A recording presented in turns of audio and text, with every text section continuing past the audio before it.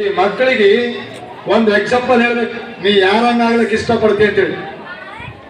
ಈಗ ಜವಾಹರ್ಲಾಲ್ ನೆಹರು ಫೋಟೋ ಇಟ್ಟಿದ್ದಾರಲ್ಲ, ಇಲ್ಲಿ ಪಂತ ಪ್ರಧಾನಿ,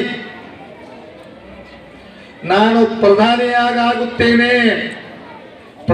ಆಗುತ್ತೇನೆ ಮುಂದೆ ಅಂತ ಒಬ್ಬರು ಸಂಕಲ್ಪ ಮಾಡಿದರೆ, ಇನ್ನೊಬ್ಬರು ನಾನು ಯೋಧನಾಗುತ್ತೇನೆ ಈ ಗಡಿ ರಕ್ಷಣೆಗಾಗಿ, ಈ ದೇಶದ ಆಡಳಿತ ನಡೆಸುವ ಸಲುವಾಗಿ ನಾನು ಪ್ರಧಾನಿಯಾಗಿ ಆಗುತ್ತೇನೆ, ಈ ದೇಶದ ಆಡಳಿತ ನಡೆಸುವ ಸಲುವಾಗಿ ನಾನು ಪ್ರಧಾನಿ ಆಗುತ್ತೇನೆ, ಈ ದೇಶದ ರಕ್ಷಣೆಗಾಗಿ ನಾನು ಸಿಪಾಯಿ ಆಗುತ್ತೇನೆ, ಈ ದೇಶದ ನಾನು ಶಿಕ್ಷಕ ಆಗಬೇಕು ಅನ್ನೋದಾದ್ರೆ ಯಾರು ಎಕ್ಸಾಂಪಲ್ ಕೊಡ್ತೀನಿ ನೋಡಿ, ಹೇಳ್ರಿ. ಯಾರು ಶಿಕ್ಷಕರು, ಒಳ್ಳೆ ಶಿಕ್ಷಕರು ನಿಮ್ಮ ದೃಷ್ಟಿಯಲ್ಲಿ ಯಾರಿದ್ದಾರೆ? ಅಥವಾ ಇತಿಹಾಸದಲ್ಲಿ ಯಾರಾದ್ರೂ ಶಿಕ್ಷಕರ ನೆನಪಿದ್ದರೆ ಹೇಳ್ಬೋದು, ಮಕ್ಕಳು ಆಗಲಿ ನೀವು ಟೀಚರ್ಗಳಾಗಲಿ.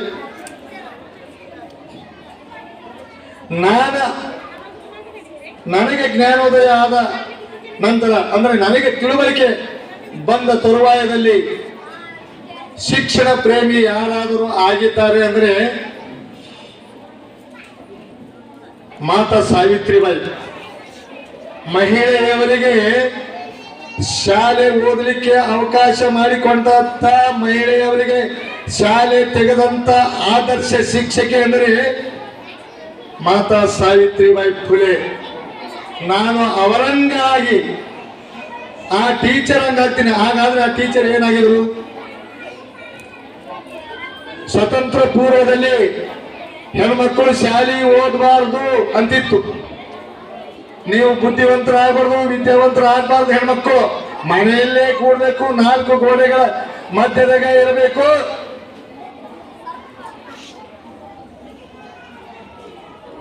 ಅದಕ್ಕೆ ನೀವು ಈ ಗಂಡಸು ಮಕ್ಕಳ ಸೇವೆ ಮಾಡ್ಲಿಕ್ಕೆ ಇರಬೇಕು ಅಂತಕ್ಕಂಥದ್ದಿತ್ತು. ಆದ್ರೆ ಮಾತಾ ಸಾವಿತ್ರಿಬಾಯಿ ಹಂಗಿಲ್ಲ. ಗಂಡಸರಿಗಿಂತ ಹೆಚ್ಚಿನ ಕೆಚ್ಚದೆ, ಗಂಡಸರಿಗಿಂತ ಹೆಚ್ಚಿನ ಜ್ಞಾನ, ಗಂಡಸರಿಗಿಂತ ಹೆಚ್ಚಿನ ಆಲೋಚನೆ ಹೆಣ್ಮಕ್ಕಳ ಹತ್ರನೇ ಇರುತ್ತದೆ. ಅದಕ್ಕೆ ಹೆಣ್ಮಕ್ಕಳಿಗೆ ಶಾಲೆ ಕಲಿಸಬೇಕು ಅಂತೇಳಿ ಪಣ ತೊಟ್ಟು ಆ ಅಮ್ಮ ಮೊದಲನೇ ಮಹಿಳಾ ಶಿಕ್ಷಕಿಯಾಗಿ ಶಿಕ್ಷಣವನ್ನು ಕಲಿಸ್ಲಿಕ್ಕೆ ಬರ್ತಾರೆ. ಅದಕ್ಕೆ ಅದನ್ನು ವಿರೋಧ ಮಾಡತಕ್ಕಂಥ ಪುರುಷ ಪ್ರಧಾನ ಸಮಾಜ, ಹೆಣ್ಮಕ್ಕಳು ಓದ್ಲೇಬಾರ್ದು, ಈ ಟೀಚರಿಗೆ ಅಲ್ಲಿಗೆ ಶಾಲೆ ಕಲ್ಸಕ್, ಮಕ್ಕಳಿಗೆ ಪಾಠ ಹೇಳ್ಕೊಳಕ್ ಈ ಅಮ್ಮ ಹೋಗ್ಬಿಡ್ಬಾರ್ದು ಅಂತ ಹೇಳಿ ಆ ಅಮ್ಮ ಶಾಲೆ ಪಾಠ ಹೇಳಕ್ ಕೊಡ್ಲಕ್ ಹೋದಂತ ಸಂದರ್ಭದಲ್ಲಿ ದಾರಿಯಲ್ಲಿದ್ದಂತ ಪುರುಷ ಪ್ರಧಾನ ಪುಂಡರು ಆ ಅಮ್ಮನಿಗೆ ಸಗಣಿ ಹೊಡ್ತಾರ, ಮೈ ಮೇಲೆಲ್ಲ ಬಟ್ಟೆ ಮೇಲೆಲ್ಲ ಎಂಡೆ ಹಾಕ್ತಾರ. ಅಂದ್ರೆ ಈಕೆ ಅಲ್ಲಿ ಹೋಗಿ ಪಾಠ ಹೇಳಬಾರ್ದು ಅಂತೇಳಿ. ಆವಾಗ ಮಾತಾ ಸಾವಿತ್ರಿಬಾಯಿ, ನೀವು ನನಗೆ ಹೆಂಡಿನ ಹೊಡೀರಿ, ಕೆಸರನ ಹೊಡೀರಿ, ಏನ್ ಹೊಡೆದ್ರು ನಾನು ಈ ಮಕ್ಕಳಿಗೆ ಶಿಕ್ಷಣ ಕಲಿಸುವುದನ್ನು ನಿಲ್ಲಿಸುವುದಿಲ್ಲ ಅಂತೇಳಿ ಹೇಳಿ ಬ್ಯಾಗಿನ ಒಂದು ಸೀರೆ ಹೊಸದು ಹಾಕೊಂಡು ಒಂದು ಸೀರೆ ಉಟ್ಕೊಂಡು ಶಾಲೆಗೆ ಹೋಗ್ತಿರ್ತಾವ. ಶಾಲೆಗೆ ಹೋಗ್ತಕ್ಕಂಥ ಸಂದರ್ಭದಲ್ಲಿ ಅಲ್ಲಿದ್ದಂತ ಪುಡಾರಿಗಳು, ಮನುವಾದಿಗಳು ಅಂದ್ರೆ ತಪ್ಪಾಗ್ಲಿಕ್ಕಿಲ್ಲ. ಅವ್ರು ಯಾಕಂದ್ರೆ ಯಾರು ಶಿಕ್ಷಿತರಾಗ್ಲಿ ಅಂತೇಳಿ ಬಯಸ್ತಾ ಇಲ್ಲ. ಇವತ್ತಿನ ಸಂದರ್ಭದಲ್ಲಿ ಕೂಡ, ಎಷ್ಟು ಪ್ರೆಸೆಂಟ್ ಈಗಿನ ಸಂದರ್ಭದಲ್ಲಿ ಕೂಡ ನೀವ್ಯಾರು ವಿದ್ಯಾವಂತರಾಗಬಾರ್ದು ಅಂತೇಳಿ ಶಿಕ್ಷಣವನ್ನು ಖಾಸಗೀಕರಣ ಮಾಡಿ, ಖಾಸಗಿ ಶಾಲೆ ಕಾಲೇಜುಗಳನ್ನು ತೆರೆದು ಸರ್ಕಾರಿ ಶಾಲೆಯಲ್ಲಿ ಮಕ್ಕಳ ಸಂಖ್ಯೆ ಕಡಿಮೆ ಮಾಡ್ತಕ್ಕಂಥ ಹುನ್ನಾರ ಮಾಡ್ತಾ ಇದ್ದಾರೆ ಮನುವಾದಿಗಳು. ಆವಾಗ ಹಂಗಿತ್ತು, ಇವಾಗ ಹೀಗೆ ಬಡ ಮಕ್ಕಳು ಎಲ್ಲಿ ಫೀಸ್ ಕಟ್ಟಿ ಓದ್ಲಿಕ್ಕೆ ಸಾಧ್ಯ ಅದ? ಅದಕ್ಕೆ ಸರ್ಕಾರಿ ಶಾಲೆಯಲ್ಲಿ ನೀವು ಓದ್ಬೇಕು ಅಂದ್ರೆ ಸಾವಿತ್ರಿಬಾಯಿ ಫುಲೆ ಹಂಗೆ ಆಗ್ಬೇಕು.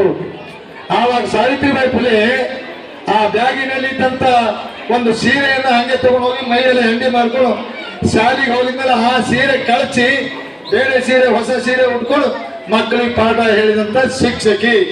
ಅಂತ ಶಿಕ್ಷಕಿ ನಾನು ಆಗುತ್ತೇನೆ ಅಂತೇಳಿ ನೀವು ಪಣ ತೊಡ್ಬೇಕು ಮಕ್ಕಳೆಲ್ಲ. ಅಂದಾಗ ಮಾತ್ರ ಈ ದೇಶದ ಭವಿಷ್ಯವನ್ನು ನಿರ್ಮಾಣ ಮಾಡ್ಲಿಕ್ಕೆ ಸಾಧ್ಯ ಅದ. ಆ ಮಾತಾ ಸಾವಿತ್ರಿಬಾಯಿ ಆ ರೀತಿ ಪಣ ತೊಟ್ಟಿದ್ರಿಂದಲೇ ಇಂದಿರಾ ಗಾಂಧಿ ಒಬ್ಬ ಹೆಣ್ಮಗಳಾಗಿ ಪ್ರಧಾನಮಂತ್ರಿ ಆಗ್ಲಿಕ್ಕೆ ಸಾಧ್ಯ ಆಯ್ತು. ಆ ಸಾವಿತ್ರಿಬಾಯಿ ಆ ರೀತಿ ಪಡೆದುಕೊಟ್ಟು ಶಿಕ್ಷಣ ಹೆಣ್ಮಕ್ಕಳಿಂದ ಇರಬೇಕು ಅನ್ನೋದರಿಂದಲೇ ರಮಾದೇವಿ ಅಂತೇಳಿ ಇಲ್ಲಿ ನಮ್ಮಲ್ಲಿ ಗವರ್ನರ್ ಆಗಿದ್ರು. ಉತ್ತರ ಪ್ರದೇಶದಲ್ಲಿ ಮಾಯಾವತಿ ಮುಖ್ಯಮಂತ್ರಿ ಆಗಿದ್ರು. ದೆಹಲಿಯಲ್ಲಿ ಶೀಲಾ ದೀಕ್ಷಿತ್ ಮಂತ್ರಿ ಆಗಿದ್ರು. ಈಗ ಸದ್ಯ ಪ್ರೆಸೆಂಟ್ ನಮ್ಮ ದೇಶದ ರಾಷ್ಟ್ರಪತಿ ದ್ರೌಪದಿ ಮುರ್ಮು. ಹೀಗೆ ಹೆಣ್ಮಕ್ಕಳು ನಾವು ಯಾರಿಗೇನು ಕಡಿಮೆ ಇಲ್ಲ ಅಂತ ತೋರಿಸ್ಕೊಳ್ತಕ್ಕಂಥ ಶಕ್ತಿ ಇದೆ, ಅವರಿಗೆ ವಿದ್ಯೆ ಬೇಕು ಅಂತಕ್ಕಂಥ ಉದ್ದೇಶ ಇರೋದ್ರಿಂದಲೇ ಈ ಮಕ್ಕಳಿಗೆ ಯಾವುದೇ ರೀತಿಯ ತಾರತಮ್ಯ ಮಾಡಬಾರ್ದು. ಅವರಲ್ಲಿದ್ದಂಥ ಬುದ್ಧಿ, ಅವರಲ್ಲಿದ್ದಂಥ ಚಾಕ್ಯತೆ, ಅವರಲ್ಲಿದ್ದಂಥ ಪ್ರತಿಭೆ ಹೊರ ತರಲಿಕ್ಕೆ ನೀವು ಶಿಕ್ಷಕರು ಪ್ರಯತ್ನ ಪಟ್ಟು ಕಲಿಸಬೇಕು ಅಂತ ಹೇಳಿ ನನ್ನ ಒಂದು ಇಲ್ಲಿ ಬೇಡಿಕೆ. ಈ ರೀತಿ ಕಲಿಸೋದ್ರಿಂದ ನಿಮ್ಮ ಘನತೆ ಗೌರವ ಕೂಡ ಹೆಚ್ಚಾಗುತ್ತದೆ. ಮಕ್ಕಳು ಈ ಊರಿಗಷ್ಟೇ ಅಲ್ಲ, ಇಡೀ ನಮ್ಮ ನಾಡಿಗೆ ಕೀರ್ತಿ ತರುವುದರ ಜೊತೆಗೆ ದೇಶದಲ್ಲಿ ನಾವು ಈ ಊರಿನ ಮಕ್ಕಳು ಅಂತೇಳಿ ಪ್ರತಿಬಿಂಬಿಸುವಂತಾಗಲಿ ಅಂತೇಳಿ ಹಾರೈಸುತ್ತಾ ಮಾತನಾಡಲು ಅವಕಾಶ ಮಾಡಿಕೊಟ್ಟು ಮಾತಾಡ್ಬೇಕಂದ್ರೆ ಬಹಳ ಇದೆ, ಆದ್ರೆ ಸಮಯ ಬಹಳ ಕಡಿಮೆ ಇದೆ. ಎಲ್ಲ ಕಲ್ಚರಲ್ ಆಕ್ಟಿವಿಟೀಸ್ ಇದೆ ಅಂತ ಹೇಳ್ತಾ ಇದ್ರ ಮುಂದಿನ ಸಂದರ್ಭದಲ್ಲಿ ಮತ್ತೆ ಇನ್ನೊಂದು ಹೇಳಕ್ ಇಷ್ಟಪಡ್ತೀನಿ. ಇವತ್ತು ಯಾವ ರೀತಿ ನೀವು ಕಾರ್ಯಕ್ರಮ ಮಾಡಿದ್ದೀರೋ ಇದೇ ರೀತಿಯ ಕಾರ್ಯಕ್ರಮ ಮುಂದೆ ಬರ್ತಕ್ಕಂಥ 26ನೇ ಜನವರಿ ಕಾರ್ಯಕ್ರಮ ಆಗಿರ್ಬೋದು, 15ನೇ ಆಗಸ್ಟ್ ಆಗಿರ್ಬೋದು, ನೀವ್ಯಾರು ಭೇದ ಭಾವ ಮಾಡಲಾರ್ದೆ ಇದು ಭಾರತ ದೇಶದ ಗಣತಂತ್ರ ಅಂತೇಳಿ ಭಾವನೆ ಇಟ್ಕೊಂಡು ನೀವು ಆಚರಿಸಿದ್ದೆ ಆದರೆ ಅದು ಒಂದು ಅರ್ಥಪೂರ್ಣವಾದಂತಹ ಕಾರ್ಯಕ್ರಮವಾಗುತ್ತದೆ. ಇಲ್ಲ ಅಂತೇಳಿ ಹೇಳಿ ನೀವು ತಾರತಮ್ಯ ಮಾಡಿದ್ರೆ ಅಂದ್ರೆ ಏನಾಗ್ತದೆ ಗೊತ್ತಾ? ವೈರತ್ವ ಹುಟ್ಟುತ್ತದೆ, ವೈರತ್ವ ಸುರಿಯುತ್ತದೆ, ಭೇದ ಭಾವ ಸುರಿಯುತ್ತದೆ. ಅದಕ್ಕೆ ಈ ಭೇದ ಭಾವ ವೈರತ್ವಗಳು ಕೊನೆಗಾಣಿಸಬೇಕು ಅಂತಂದ್ರೆ ನಾವು ಹೇಗಾಗಬೇಕು? ಇದರಲ್ಲಿ ಕೇವಲ ಶಿಕ್ಷಕರಷ್ಟೇ ಅಲ್ಲ ಪಾತ್ರ, ಇವತ್ತು ಪೋಷಕರು ಕೂಡ ಬಂದಿದೆ. ನಿಮ್ಮ ಪಾತ್ರ ಏನು ಅನ್ನೋದು ಕೂಡ ಹೇಳ್ತೀನಿ. ನಿಮ್ಮ ಪಾತ್ರ ವಿದ್ಯೆ ಕಲಿಸದ ತಂದೆ, ಬುದ್ಧಿ ಹೇಳದ ಗುರು, ಬಿದ್ದಿರಲು ಬಂದು ನೋಡದ ತಾಯಿ ಕೂಡ ಸುತ್ತ ವೈರಿ ಅಂತ ಹೇಳ್ತಾರ. ನೀವು ಕೂಡ ವೈರಿಗಳಾಗ್ತೀರಿ, ತಾಯಿ ತಂದೆ ಕೂಡ. ಇಲ್ಲಿ ಶಿಕ್ಷಕರಷ್ಟೇ ತಾರತಮ್ಯ ಮಾಡ್ಕೊಳ್ಬಹುದು. ನೀವು ಮನೆಯಲ್ಲಿ ಕೂಡ ಮಕ್ಕಳಿಗೆ ನೀವು ಒಳ್ಳೆ ಬುದ್ಧಿ ಹೇಳಿಲ್ಲ, ಏನ್ ಬುದ್ಧಿ ಹೇಳಬೇಕು? ಹೆಣ್ಮಕ್ಕಳು ಅಂದ್ರೆ ಒಂದೇ, ಮಾನವ ಜಾತಿ ಅಂದ್ರೆ ಒಂದೇ, ಯಾವುದೇ ತಾರತಮ್ಯ ಇಲ್ಲ. ನಾವು ಮಹತ್ವ ಕೊಡ್ಬೇಕಾದ್ರೆ ಜ್ಞಾನಕ್ಕೆ ಮಹತ್ವ ಕೊಡಬೇಕು, ಬುದ್ಧಿಗೆ ಮಹತ್ವ ಕೊಡಬೇಕು. ಅದಕ್ಕೆ ಮಾತ್ರ ನಾವು ತಲೆ ಬಾಗಬೇಕೇ ವಿನಃ ಯಾವುದೋ ದಬ್ಬಾಳಿಕೆ ಒತ್ತಡಕ್ಕೆ ತಲೆ ಬಾಗಬಾರ್ದು ಅಂತಕ್ಕಂಥ ಮಾತು. ಅದಕ್ಕೆ ಇದರಲ್ಲಿ ಶಿಕ್ಷಕರ ಪಾತ್ರದ ಜೊತೆಗೆ ತಾಯಿ ತಂದೆದು ಪಾತ್ರ ಇದೆ. ಇವತ್ತು ನೀವು ತಾಯಿ ತಂದೆ ಬಂದಿರಿ, ನಿಮ್ಮ ಮಕ್ಕಳಿಗೆ ಯಾವ ರೀತಿಯ ಶಿಕ್ಷಣ ಕೊಡಿಸಿದ್ದಾರೆ ಅಂತಕ್ಕಂಥ ಪರೀಕ್ಷೆ ಮಾಡತಕ್ಕಂಥ ಇವತ್ತು ಈ ಸಮಯ ಬಂದಿದೆ. ದಯಮಾಡಿ ನಿಮ್ಮ ಮಕ್ಕಳಿಗೆ ಕೇಳಿ, ನಿಮ್ಮ ಪಕ್ಕದ ಕೂಡ್ತಕ್ಕಂಥ ವಿದ್ಯಾರ್ಥಿ ಯಾರು, ಅವನ ಹೆಸರು ಹೇಳಬೇಕೇ ವಿನಃ ಅವನ ಜಾತಿ ಅವನ ಧರ್ಮದಿಂದ ಗುರುತಿಸಬಾರದು. ನಾವಿನ್ನ ಅನೇಕ ಸಂದರ್ಭಗಳನ್ನು ಎದುರಿಸ್ತಾ ಇದ್ದೇವೆ.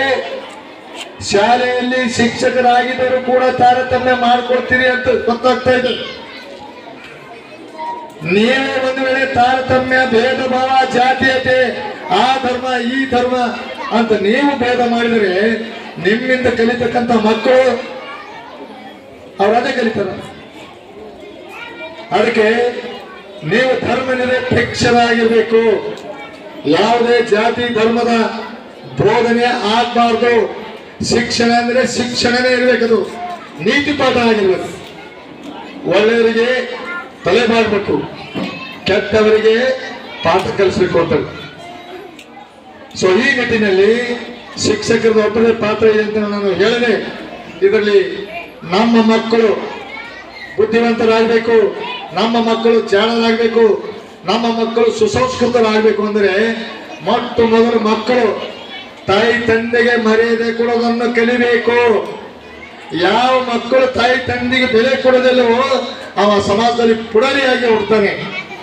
ನಮ್ಮ ಅಪ್ಪೆ ಕೇಳಲ್ಲ, ನೀ ಯಾರು ಅಂತಾರೆ, ಯಾರು ಕೇಳಕ್ ಬಂದರು.